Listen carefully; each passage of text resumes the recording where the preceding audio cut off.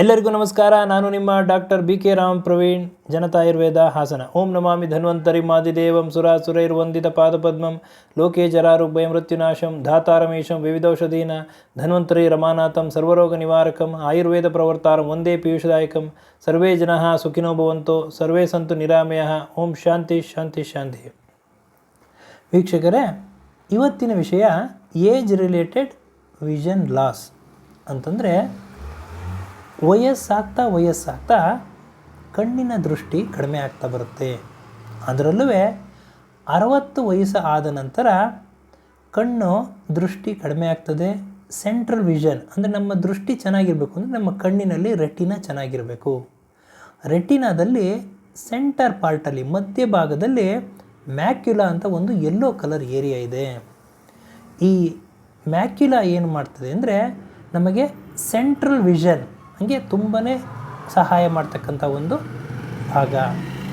ನಾವು ಯಾವುದೇ ಒಂದು ಓದಬೇಕಾದ್ರೆ, ಬರಿಬೇಕಾದ್ರೆ ಪಿಕ್ಚರ್ ವಿಷನ್ಗೆ, ಪ್ರತಿಯೊಂದಕ್ಕೂ ಕಲರ್ ವಿಷನ್ಗೆ ಇಂಪಾರ್ಟೆಂಟ್ ಆಗಿರ್ತಕ್ಕಂಥ ಒಂದು ಭಾಗ ಅಂತಂದರೆ ಮ್ಯಾಕ್ಯುಲಾ. AMD ಅಂತಾರೆ, ಏಜ್ ರಿಲೇಟೆಡ್ ಮ್ಯಾಕ್ಯುಲಾರ್ ಡಿಜನರೇಷನ್ ಅಂತ.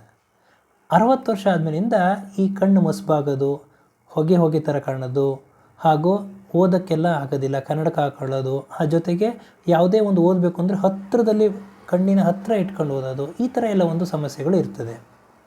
ಇದಕ್ಕೆ ಆಯುರ್ವೇದದಲ್ಲಿ ಅಂತಂದರೆ ಯಾವ ರೀತಿ ನಾವು ಪೋಷಕಾಂಶಗಳು, ಇದಕ್ಕೆ ಅಗತ್ಯವಾಗಿರತಕ್ಕಂತಹ ಪೋಷಕಾಂಶಗಳು ನಾವು ಒದಗಿಸಿದ್ರೆ ಕಣ್ಣಿನ ದೃಷ್ಟಿ 60 ವರ್ಷ ಆದಮೇಲಿಂದಲೂ ಚೆನ್ನಾಗಿರ್ತದೆ.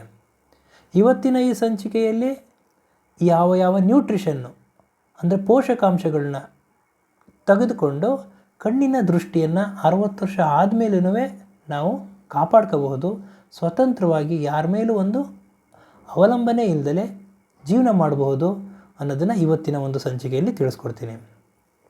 ಈ ಸಂಚಿಕೆಯಲ್ಲಿ 5 ರೀತಿಯ ಸೀಡ್ಸ್ ಅಂದರೆ 5 ರೀತಿಯ ಬೀಜಗಳನ್ನ ಹೇಳ್ತೀನಿ.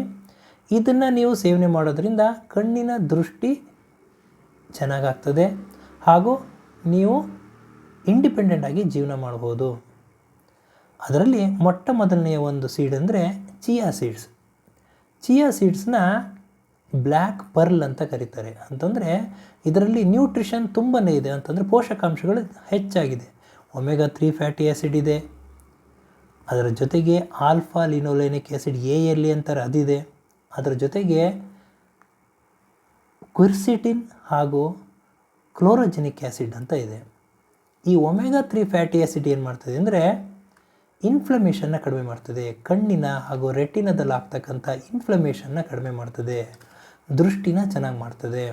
ಇದರ ಜೊತೆಗೆ ಆಲ್ಫಾ ಲಿನೋಲೆನಿಕ್ ಆ್ಯಸಿಡ್ ಅಂತ ಏನಿದೆಯಲ್ಲ, ಇದು ಡ್ರೈ ಐ ಸಿಂಡ್ರೋಮ್ನ ಕಡಿಮೆ ಮಾಡ್ತದೆ. ಅಂದರೆ ಕಣ್ಣು ಒಣಗ್ತು ಡ್ರೈ ಆಯಿತು ಅಂತಂದರೆ ಅದು ರೆಟಿನ ಮೇಲೆ ಪ್ರೆಷರ್ ಬೀಳ್ತದೆ, ಕಣ್ಣು ಮಸುಬಾಗೋದು, ಫಾಗಿ ಥರ ಆಗೋದು, ವಿಷನ್ ಲಾಸ್ ಆಗೋದು ಆಗ್ತದೆ.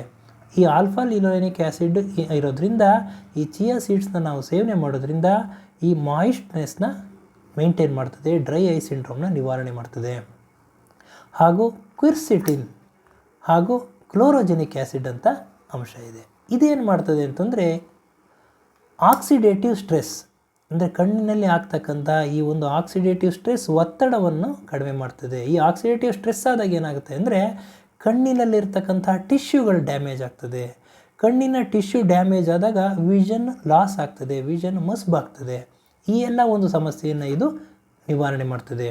ಆದ್ದರಿಂದ ಚಿಯಾ ಸೀಡ್ಸ್ನ ನೀವು ಯಾವ ರೀತಿ ಸೇವನೆ ಮಾಡಬೇಕು ಅಂತಂದರೆ, ಚಿಯಾ ಸೀಡ್ಸ್ನ ಪ್ರತಿದಿನ ರಾತ್ರಿ 1 ಲೋಟ ನೀರಲ್ಲಿ ನೆನೆ ಹಾಕಿ ಮಾರನೇ ದಿನ ನೀವು ಕುಡಿಯೋದ್ರಿಂದ, ಈ ಚಿಯಾ ಸೀಡ್ಸ್ನ ಕುಡಿಯೋದ್ರಿಂದ ನೀವು ಕಣ್ಣಿನ ಒಂದು ಆರೋಗ್ಯವನ್ನು ಕಾಪಾಡ್ಕೋಬಹುದು.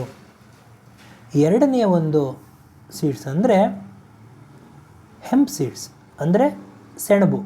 ಸೆಣಬಿನಲ್ಲಿ ಒಮೆಗಾ 3 ಫ್ಯಾಟಿ ಆ್ಯಸಿಡ್ ಇದೆ, ಒಮೆಗಾ 6 ಫ್ಯಾಟಿ ಆ್ಯಸಿಡ್ ಇದೆ, ಗಾಮಾ ಲಿನೋಲೆನಿಕ್ ಆ್ಯಸಿಡ್ GLA ಅಂತ ಹೇಳ್ತಾರೆ. ಈ ಒಂದು ಅಂಶಗಳಿರೋದ್ರಿಂದ ಕಣ್ಣಿನ ದೃಷ್ಟಿಯನ್ನು ಕಾಪಾಡೋದು ತುಂಬಾ ಸಹಕಾರಿಯಾಗಿದೆ. ಇದು ಆಕ್ಸಿಡೇಟಿವ್ ಸ್ಟ್ರೆಸ್ನ ಕಡಿಮೆ ಮಾಡ್ತದೆ, ಇನ್ಫ್ಲಮೇಷನ್ನ ಕಡಿಮೆ ಮಾಡ್ತದೆ ಹಾಗೂ ಡ್ರೈ ಐ ಸಿಂಡ್ರೋಮ್ನ ಕಡಿಮೆ ಮಾಡ್ತದೆ. ಇದು ಕಣ್ಣಿನ ದೃಷ್ಟಿಯನ್ನು ಕಾಪಾಡಲು ತುಂಬಾ ಸಹಕಾರಿಯಾಗಿದೆ. ಮೂರನೆಯ ಒಂದು ಬೀಜ ಅಂತಂದರೆ ಫ್ಲ್ಯಾಕ್ ಸೀಡ್ಸ್ ಅಂದರೆ ಅಗಸೆ ಬೀಜ.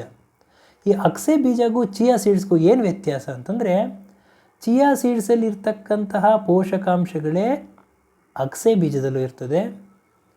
ಆದರೆ ಈ ಫ್ಲ್ಯಾಕ್ಸ್ ಸೀಡ್ಸು ಚಿಯಾ ಸೀಡ್ಸ್ಗಿಂತಲೂ ಹೆಚ್ಚಿನ ನ್ಯೂಟ್ರಿಷನಲ್ ವ್ಯಾಲ್ಯೂ ಇರ್ತದೆ. ಇದರಲ್ಲೂ ಒಮೆಗಾ 3 ಫ್ಯಾಟಿ ಆ್ಯಸಿಡ್ಸ್ ಇರ್ತದೆ, ಆಲ್ಫಾ ಲಿನೋಲೆನಿಕ್ ಆ್ಯಸಿಡ್ ಇರ್ತದೆ. ಇದು ಏನು ಅಂತಂದರೆ ಹೆಚ್ಚಿನ ಅಂಶದಲ್ಲಿರೋದ್ರಿಂದ ಇದು ನಮಗೆ ಕಣ್ಣಿನ ಆರೋಗ್ಯವನ್ನು ಕಾಪಾಡಿಕೊಳ್ಳೋ ಸಹಕಾರಿಯಾಗಿದೆ. ಆಕ್ಸಿಡೇಟಿವ್ ಸ್ಟ್ರೆಸ್ನ ಕಡಿಮೆ ಮಾಡ್ತದೆ, ಟಿಶ್ಯೂ ಡ್ಯಾಮೇಜ್ ಆಗೋದನ್ನು ಕಡಿಮೆ ಮಾಡ್ತದೆ, ಕಣ್ಣಿನ ದೃಷ್ಟಿನ ಚೆನ್ನಾಗಿರ್ತದೆ. ಇದನ್ನು ಅಷ್ಟೇ ನೆನೆ ಹಾಕಿ ಮಾರನೇ ದಿನ ಸೇವನೆ ಮಾಡೋದ್ರಿಂದ ಇದರಲ್ಲಿ ಜೆಲ್ ಲೈಕ್ ಅಂತ ಒಂಥರ ಲೋಳೆ ಥರ ಬಿಟ್ಕೊಳ್ತದೆ. ಇದನ್ನು ನೀವು ನೆನೆ ಹಾಕ್ಕೊಂಡು ನೀವು ಮಾರನೇ ದಿನ ಸೇವನೆ ಮಾಡೋದ್ರಿಂದ ಡೈಜೆಷನ್ ಚೆನ್ನಾಗಾಗ್ತದೆ. ಲೋಳೆ ಅಂಶ ಇರೋದ್ರಿಂದ ಡೈಜೆಷನ್ ಚೆನ್ನಾಗಾಗ್ತದೆ, ಕಣ್ಣಿನ ದೃಷ್ಟಿಯನ್ನು ಕಾಪಾಡೋದು ಸಹಕಾರಿಯಾಗಿದೆ.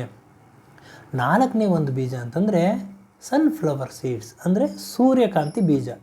ಸೂರ್ಯಕಾಂತಿ ಬೀಜದಲ್ಲಿ ಪ್ರಮುಖವಾದ ಒಂದು ಅಂಶ ಅಂತಂದರೆ vitamin E. Vitamin E rich ಆಗಿರುತ್ತೆ, ತುಂಬಾ ಹೆಚ್ಚಿರುತ್ತದೆ.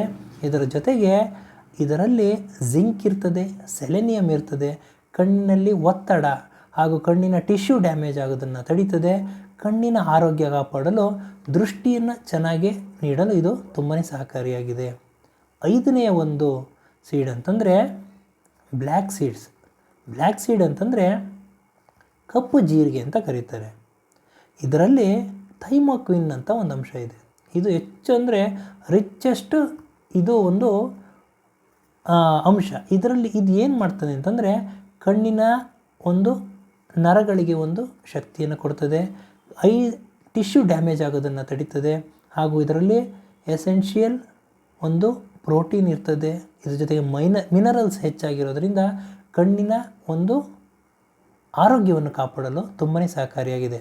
ಆದ್ದರಿಂದ ಇವೆಲ್ಲ ಮನೆಯಲ್ಲಿ ಸಿಗ್ತಕ್ಕಂಥ ಬೀಜಗಳು ಅಂತಂದರೆ ಚಿಯಾ ಸೀಡ್ಸ್ ಇರ್ಬೋದು, ಫ್ಲ್ಯಾಕ್ಸ್ ಸೀಡ್ಸ್ ಇರ್ಬೋದು, ಸೆಣಬು ಅಂದರೆ ಹೆಂಪ್ ಸೀಡ್ಸ್ ಇರ್ಬೋದು, ಸೂರ್ಯಕಾಂತಿ ಬೀಜ ಇರ್ಬೋದು, ಹಾಗೂ ಬ್ಲ್ಯಾಕ್ ಸೀಡ್ಸ್ ಅಂತಂದರೆ ಈ ಕಪ್ಪು ಜೀರಿಗೆ. ಈ ಎಲ್ಲ ಒಂದು ಬೀಜಗಳನ್ನ ನೀವು ಪ್ರತಿನಿತ್ಯ ಸೇವನೆ ಮಾಡೋದ್ರಿಂದ ನಿಮ್ಮ ಕಣ್ಣಿನ ಆರೋಗ್ಯವನ್ನು ಕಾಪಾಡ್ಕೋಬೋದು. ಇದರಲ್ಲಿ ಇನ್ನೂ ಒಂದು ಅಂಶ ನಿಮಗೆ ಒಂದು ಹೇಳ್ತೀನಿ ವೀಕ್ಷಕರೇ. ಸೂರ್ಯಕಾಂತಿ ಬೀಜವನ್ನು ನೀವು ಸೇವನೆ ಮಾಡಬೇಕಾದ್ರೆ ಅದನ್ನು ಹುರಿದು ಅಥವಾ ಪುಡಿ ಮಾಡಿ ನೀವು ಸೇವನೆ ಮಾಡ್ಬೋದು. ಆದರೆ ಯಾವುದೇ ಕಾರಣಕ್ಕೂ ಆಯಿಲ್ ಹಾಕಿ ಇದನ್ನು ರೋಸ್ಟ್ ಮಾಡಬೇಡಿ. ಅದರ ಜೊತೆಗೆ ಉಪ್ಪು ಹಾಕ್ಕೊಂಡು ಇದನ್ನು ಸೇವನೆ ಮಾಡಬೇಡಿ.